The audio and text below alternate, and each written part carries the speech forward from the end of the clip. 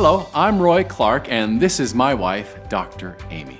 And welcome to our introduction on temperament.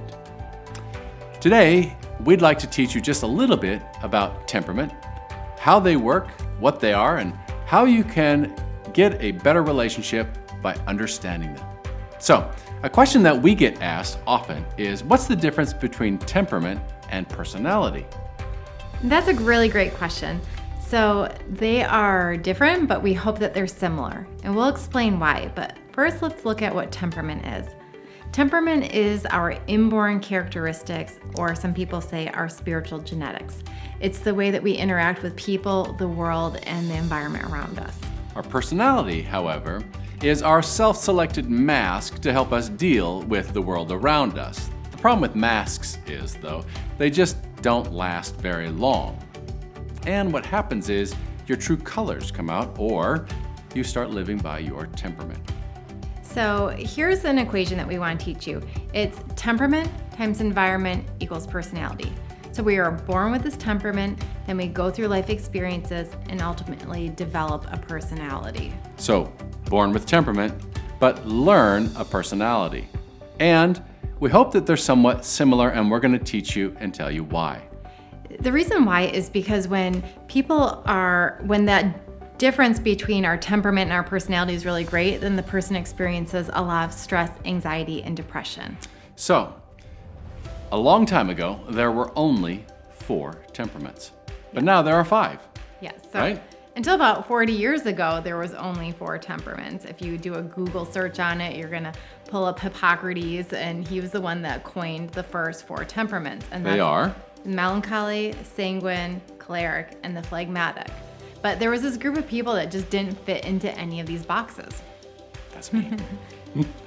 So in 1980, Dr. Jean Arno founded the 5th temperament, which is called the supine. So, 5 temperaments, and they are, once again, melancholy, sanguine, phlegmatic, choleric, and the supine. That's right.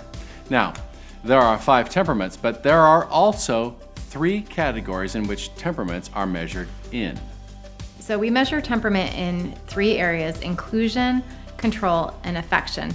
And it's possible to be a different temperament in each of these areas. So there can be a blending of temperaments through each category. So the first category is inclusion. And that's the way that you include people into your life. You might think introvert or extrovert. This is kind of like that. It's who you include, how many people you include, how you like to be included. It's called inclusion. And the second area is called control, and that measures our decision-making abilities and our leadership skills. Right. So who controls the conversation, who makes the decisions? It's all about control for those people. And the third. Affection is our emotions and the way that we express them. Right. How affectionate we are, who we're affectionate to, and how we like to receive affection as well. So the 3 categories are? Inclusion, control, and affection. Right. So one of our hopes as counselors is that we help people really live inside their temperament, that they understand themselves, and they also understand the people around them in a much better way too. So. That's why we love teaching this course. We love it because you get to understand why you do what you do, but you also get to understand others better as well. You might have family members that are just different than you, and you kind of always wonder why. Or maybe you're a parent raising children, and you raise them the exact same way, but they are completely different children. That's why we love this class. Yeah, I remember when I finished my very first book on temperament, I closed my textbook and said, every human being has to read this book. It really opens your eyes. You will never look at people the same after you understand temperament. And we hope that you enjoy it. What are we going to learn in this class? In this class, we're going to learn about each of the 5 temperaments, all the strengths, all the weaknesses, and all the challenges specific to that temperament.